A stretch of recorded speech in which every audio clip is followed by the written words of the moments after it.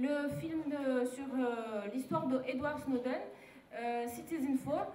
Après, il suivra un débat avec. Nous avons invité deux personnes, un juriste, un avocat, Omar Benjiloul, et aussi un spécialiste en système d'information, Abadil Amal Aynel, qui, j'espère, seront au rendez-vous pour en débattre. Merci beaucoup d'être venus.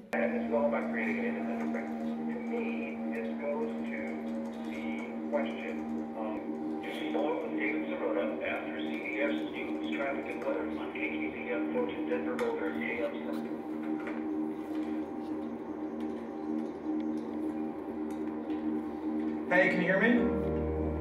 I am here, David. How are you? Well, I would just start by pointing to what Barack Obama himself said about those questions when he was running for the office that he now occupies in December of 2007. He said, quote, "The president does not have the power under the Constitution." Dans des délais très courts. Ce soir, on va inverser la façon de débattre. Moi, je voudrais d'abord laisser la salle réagir sur la première impression du film, avant de revenir sur certains aspects juridiques. Omar pourra nous éclairer sur justement les dispositions juridiques de protection des données personnelles au Maroc et peut-être dans d'autres pays. العنوان ديال الفيلم سيتيزن 4. يعني انا في النظر ديالي التحليل ديالو هو كاين سيتيزن 1 سيتيزن 2 سيتيزن 3 سيتيزن 4.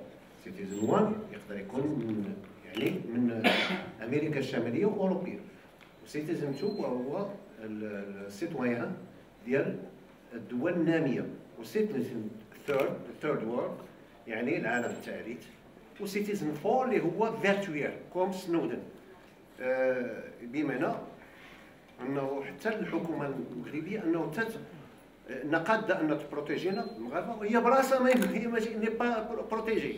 راه كاين ويكيليكس هي براسها راه يعني ديجا راه خرجوا. فهمتيني؟ يعني هاد القوانين راه يبقاو غير دونك كاين واحد القضيه واحده اخرى، وهو انه العالم الان حنا ولينا، انا في النظر ديالي ولينا العالم ولا يعني مجموعه الدول ولاو كي تيتقمصوا ثلاثه انواع من النفاقات. كاين النفاق اللي كنقولوا النفاق ديال جامع الفنا، لو ماسك ديال جامع الفنا، وكاين النفاق ديال لا كوميديا ديال ارتي يعني في فينيسيا، وكاين النفاق اللي هو نوبل. يعني كل دوله كتلعب اللعب ديال النفاق ديالها. مثلا كنلقاو هاد هيركل ولا ميركل ولا سميتها رئيسة المانيا اللي تجسوا عليها هي وما قداش تعطي ريبونس، وكنشوفوا مثلا شنو واقع في مصر وكتسلم على السيسي. دونك يعني هذا نفاق. اذا ولكن اللي عجبني انا في الفيلم وهو سنودن. يعني يقدر يكون سنودن هو انت وانا ولا هذاك ولا هذاك دي وهاد الناس وحنا حتى حنا وني با بروتيجي كذا. نقدروا نمشي في واحد المنطق ديال المزايده ونقولوا كاع ان يمكن هاد السي سنودن تيلعب واحد الدور هو في السياسه الخارجيه الامريكيه، وندخلوا في واحد النظريه ديال المؤامره بحكم ان ما عندنا شي معطيات علميه، ما عندنا شيء بعض المعطيات اللي غادي نعرفوا خبايا الامور ونقراوا بين السطور وكذا الى اخره. المهم حنا اللي كيهمنا هو ان كاينين قوانين والتنزيل ديالهم والتفعيل ديالهم. يعني كاين مؤسسات قضائيه، كاين مؤسسات تحكيميه، كاين ما يسمى بمؤسسات الحكامه، لان كاينه لو كونساي ناسيونال دو لا بروتيكسيون دي دوني بيرسونيل، كاين لو بوفوار جوديسيير كذا. ولكن هاد المؤسسات خصهم يتفعلوا. واش كاين هناك قبل ما نوصلوا للاستنتاج ديال ان هذه قوانين يعني حبر على ورق وكذا، واش مواطنين او جمعيات او من لهم الصفه واجهوا يعني التجسس على حساباتهم الشخصيه وقدموا دعوات او قدموا شكايات او فضحوا هذه المسائل امام الراي العام عبر قنوات اعلاميه او قنوات صحفيه؟ لان الصحافه كتأدي بدورها، راك عارفين السلطه الرابعه كتخلق التوازن مع السلطات التقليديه الى اخره. Donc le monsieur, l'ancien agent, l'ancien fonctionnaire donc de l'État américain qui a fait le choix de divulguer. Alors est-ce qu'il a fait le choix, est-ce qu'on lui a demandé de divulguer? Ça on ne peut pas savoir, on n'est pas dans le secret des dieux. À assumer ses responsabilités, à mobiliser des institutions, peut-être en contre-courant de l'ordre public. Mais nous, en tant que citoyens, nous avons un référent juridique, nous avons une architecture institutionnelle qui est au service de cette protection-là, Pourquoi ne pas la saisir? Il faut juste se dire que la loi 0908, c'est un dérive qui est passé en 2009. Donc, depuis 2009, justement, quelle est la jurisprudence qui a été faite? Ça, on ne sait pas trop, mais c'est le Maroc est le premier pays arabe à s'être doté de cette loi. Donc il faut juste se mettre ça en tête. Après, c'est tout un travail sur le terrain à faire. Il y a beaucoup d'actes de dénonciation. Exactement. في المغرب الخطر اللي تطرحوا تجميع المعلومات من طرف الدولة عندنا تنتكلم انا على المغرب على الحرية الشخصية ديالنا في المغرب باش الخطر تيدير مع العلم بأن الدولة مثلا فيما يخص هذه السنوات الأخيرة تطلب من الاوتيلات والمحطات وهذا الشيء باش يديروا كاميرات، تطلبهم باش غير يدير كاميرا ويخزن المعلومات وضمنيا يلتزم في حاله الطلب انه يسلم هذيك المعلومات انه يحطها المصالح الامنيه في المغرب، يعني ان الدوله في نفس الوقت الدوله تقول بانه راه الحريه الشخصيه كلشي. اش من خطر علينا الا درنا هذه المسائل، الا خلينا هذه المعلومات والا فتحنا الباب انه يتجسس علينا ولا ما تنديروش فيسبوك وما تنديروش انترنت وما تنديروا حتى شي حاجه وتدخلوا ونبقاو. Même il y a un agent régulateur qui est la NRT, dirait-on au conditionnel qu'il y a des packs de données personnelles qui se vendent à l'extérieur pour du e-marketing, pour de la prospection électronique, etc. Quels sont les outils? Eh bien, c'est l'action en justice. Côté gouvernement américain, quand il s'agit d'espionnage, on a besoin d'abord de l'aval du tribunal. Alors ma question, qu'en est-il du cas du Maroc? Est-ce qu'à un quelconque moment dans le procès d'espionnage, on considère un peu la justice ou le tribunal sinon, je pense que ces deux modes de justice, c'est une justice indépendante aux États-Unis, ce n'est pas le cas ici. Donc, en fait, oui, voilà, la question, est-ce que ça se fait, et si ça ne se fait pas, pourquoi?